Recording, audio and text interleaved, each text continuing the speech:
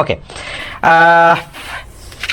আমরা 5 আগস্টের পরে এইটা খুব দেখতেছি যে বিএনপির সমালোচনা করতেছেন জামায়াতের আমির, বিএনপিকে ইঙ্গিত করে এরকম কথাও বলা হয়েছে তাদের তো নির্বাচনও লাগে না।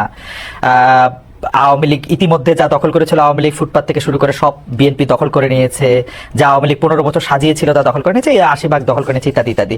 এই ব্যাপারটাকে আসলে পলিটিক্যালি আপনি কিভাবে দেখছেন? যে মানে আসলে মানে আমি পলিটিক্যালি ভাই ভিন্নভাবে দেখি। আমি আপনার ব্যক্তিগত আমি খুব পজিটিভ মানুষ, আর আমি আপনার ঠিক ওই নিন্দুকের পর্যায়ে পড়ি না ব্যক্তিগত হবে। মেবি আমার পলিটিশিয়ান দুর্বলতা হতে পারে। আমি প্রত্যেকটা জিনিসই আপনার সামনে ফরওয়ার্ড লুকিং দেখতে চাই এবং একটা পজিটিভ ভাবে দেখতে চাই। তো সেই কারণেই আপনার জামাত ইসলাম কি বললো না বললো, কবে কি বলেছে না বলেছে, এইগুলো আমি খুব বেশি দেখি না। আপনাকে আমি সত্য কথা বলছি। আমি মনে করি জামাত ইসলাম আমাদের সঙ্গে ইতিপূর্বে ফ্যাসিস্ট বিরোধী আন্দোলন করেছে ছিল, তারা যদি আমরা যুগপৎ আন্দোলন করেছি, তারা যদি আমাদের সঙ্গে আবারও থাকে এবং করে, তখন আমরা সেগুলো চিন্তা করে দেখবো যে তাদের সঙ্গে আমরা কাজ করতে পারবো কি পারবো না। জামাত ইসলামের সঙ্গে এই যে একটা বিরোধ সৃষ্টি করার চেষ্টা, বা অন্যান্য দলগুলোর সঙ্গে বিরোধ সৃষ্টি করার চেষ্টা, গণতান্ত্রিক দলগুলোর সঙ্গে বিরোধ সৃষ্টি করার চেষ্টা, এটাকে আমি মনে করি এটা বোধহয় গণতন্ত্রের জন্য খুব শুভ নয়। আমরা এটি দেখেছিলাম যে এই শেখ হাসিনা সরকারের সময়ও আপনি সব সময় সব রাজনৈতিক দলের সাথে সংলাপ, আলোচনা, কথাবার্তা প্রাধান্য দিয়েছেন। যারাই আপনার কাছে এসেছেন বা যারাই আপনাদের সাথে কথা বলতে চেয়েছেন তাদের সাথে কি ধরেন আমরা এক ধরনের নাগরিক ঐক্য দেখেছিলাম, মানে নাগরিক ঐক্যকে আমরা একসাথে দেখেছিলাম। আমরা দেখেছিলাম যে ডক্টর কামাল হোসেনের দলের সাথেও আপনাদের একটা ওই ঐক্যগুলির বা ওই রাজনৈতিক দলগুলির সাথে বিএনপির কথাবার্তা বা প্ল্যাটফর্মটা এখন কেমন? মানে আমি আর নাম না বললাম। খুবই ভালো। আমাদের প্রত্যেকটি দলের সঙ্গে প্রত্যেকেরই আপনার অত্যন্ত চমৎকার একটা আপনার যোগাযোগ আছে। যেহেতু আপনার এখন সময়টা ভিন্ন হয়ে যাচ্ছে, আমরা নিজেদের কাজ করার চেষ্টা করছি। আন্দোলন যেহেতু নেই, যুগপৎ আন্দোলনের বিষয়টা নেই, but we are in touch always. আজকে তো মোস্তফা মহসিন মন্ত্রীর সঙ্গে আমার কথা হয়েছে, আপনার গতকাল গণতন্ত্র মঞ্চের প্রায় সকলের সঙ্গে বসে আমরা কথা বলেছি, আমরা অফিসে বসে কথা বলেছি।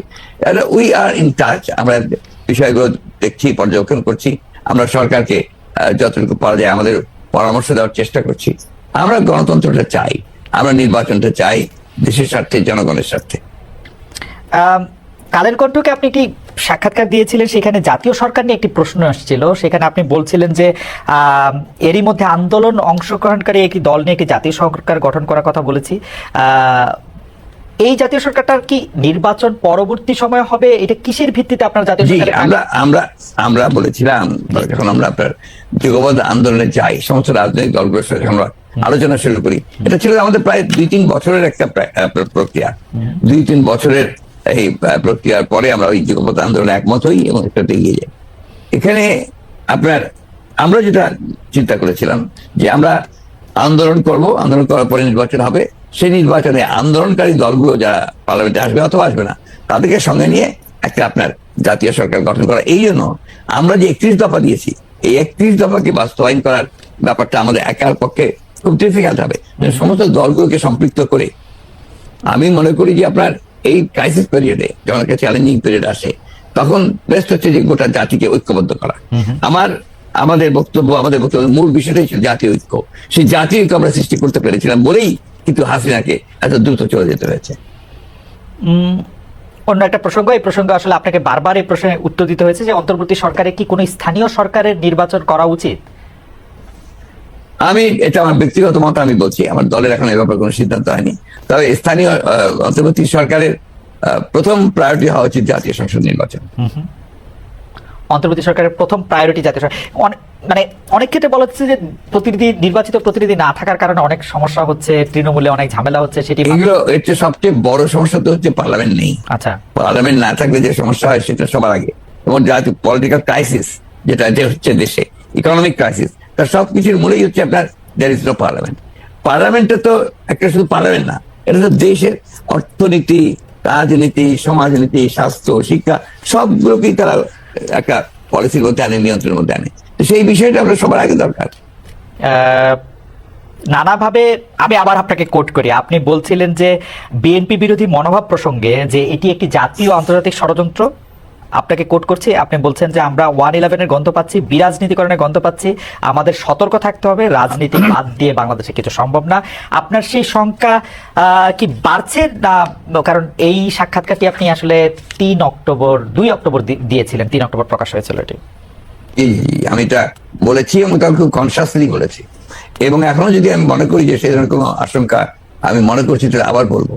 কারণ বাংলাদেশের অতীত অভিজ্ঞতা যেটা রয়েছে, যে আপনার এই ধরনের সময়গুলোতে এক্সট্রা আপনার যে ডিপলিটাইজেশনে যারা বিশ্বাস করে তার সামনের দিকে এগিয়ে আসে, and they create problem for the peaceful transition to democracy.